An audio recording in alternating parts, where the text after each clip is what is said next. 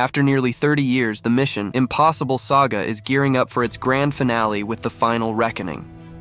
Your assignment, should you choose to accept it, is to kick back and catch up on everything IMF before it hits the big screen. When we first meet Ethan Hunt, he's already neck-deep in covert operations, pulling off precision spy work and fooling everyone with those iconic masks, all in service of the Impossible Mission Force. He's not the leader just yet, only a part of a larger crew under the command of Jim Phelps. Their mission? Travel to Prague and stop a rogue operative from swiping something called the knock list, a confidential database revealing the identities of CIA agents across Europe. At first, the operation seems to be going smoothly, but chaos soon erupts. The entire team is taken out, everyone except Ethan. When he's debriefed by IMF Director Eugene Kittredge, the truth comes out. The whole mission was a ruse designed to flush out a mole. The knock list? A fake? The rogue agent? A fabrication? And Ethan, the prime suspect.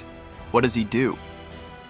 Slaps a wad of explosive chewing gum on a fish tank and makes a splashy escape, literally.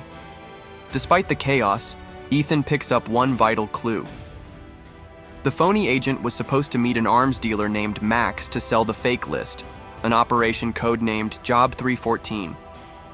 A little biblical sleuthing reveals that this refers to a verse from the book of Job, and Job is actually a code name for the real mole.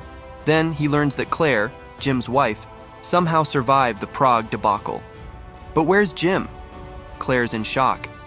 They're all dead. With that, Ethan crafts a new plan. He meets Max face to face and makes a bold proposal. He'll deliver the real knock list in exchange for $10 million and the identity of the actual traitor. How does he get the real list? Easy.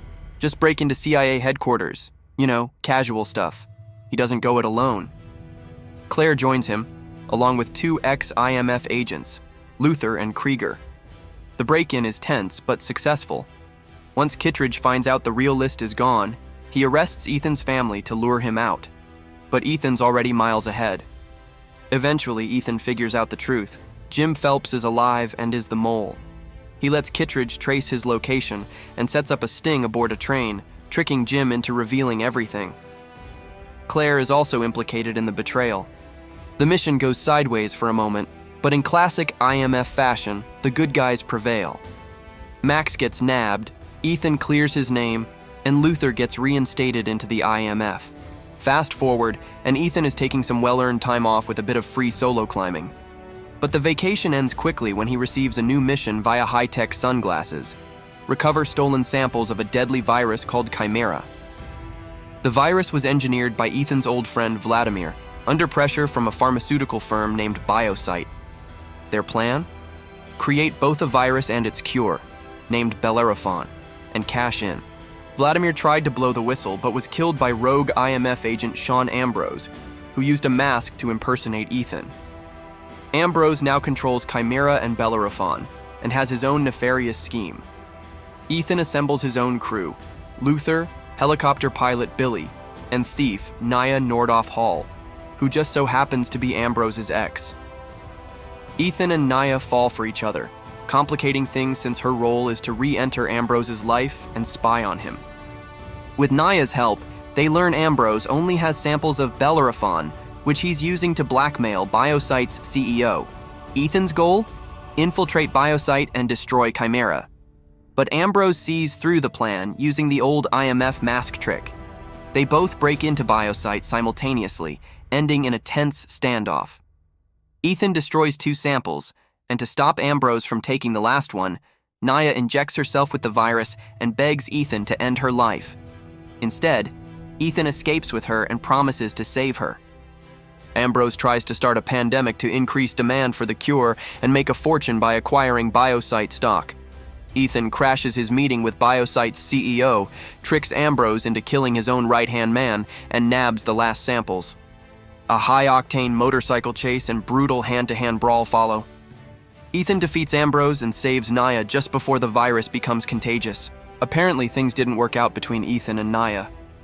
In the next installment, Ethan is retired from fieldwork and in a relationship with a nurse named Julia Mead. But peace doesn't last.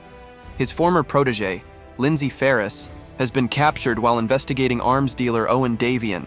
Ethan reactivates and sets off to rescue her.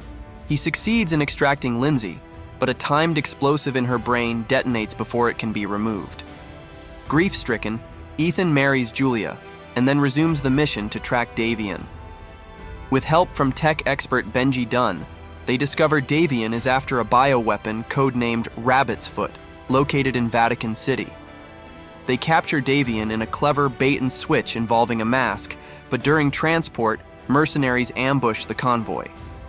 Davian escapes and kidnaps Julia, demanding Ethan bring him the Rabbit's Foot. Ethan is detained by the IMF for unsanctioned actions, but fellow agent Musgrave helps him escape and tells him the device is in Shanghai. After retrieving it, Ethan is captured again.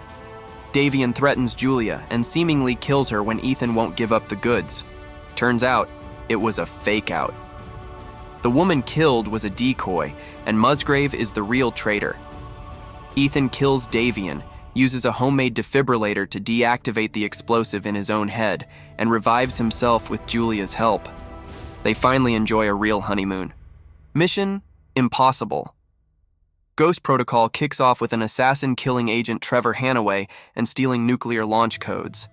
His handler, Jane Carter, orchestrates Ethan's extraction from a Russian prison. Alongside Benji, now a field agent, Ethan tries to uncover the identity of a mysterious arms dealer known only as Cobalt. But Cobalt beats them to the punch and bombs the Kremlin, framing Ethan. Now a fugitive, Ethan partners with analyst William Brandt. The US president activates Ghost Protocol, officially disavowing the IMF. Cobalt is revealed to be Kurt Hendricks, a maniac planning nuclear war.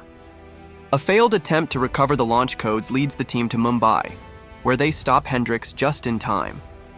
Ethan fakes Julia's death to keep her safe, and they share a silent farewell from afar. In Rogue Nation, Ethan goes rogue to stop a shadowy group called the Syndicate. He's captured by a torturer nicknamed the Bone Doctor, but is rescued by undercover MI6 agent Ilsa Faust. 6 months later, Ethan reunites with Benji in Vienna, where they prevent an assassination at the opera, but are blamed for it. Ilsa leads Ethan to Solomon Lane, the Syndicate's leader. With her help, they steal a ledger of all Syndicate operatives from an underwater vault, but she hands it to MI6 and her boss deletes it, forcing her to stay undercover. Luckily, Benji copied it. The only person who can unlock it, the British Prime Minister. Ethan tricks the PM into opening it, exposing MI6's involvement in the Syndicate's creation.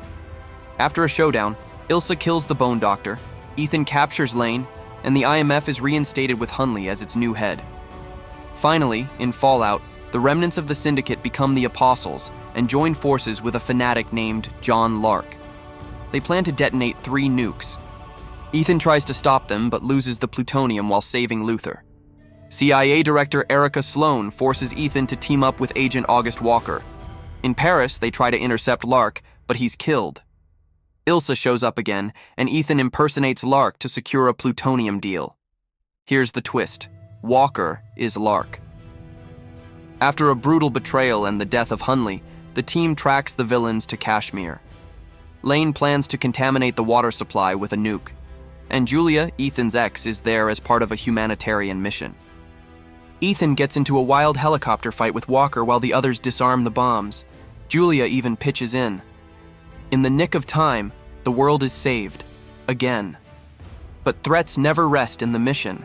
Impossible universe. This time, it's a rogue AI known as the Entity, but that, of course, is a mission for another day.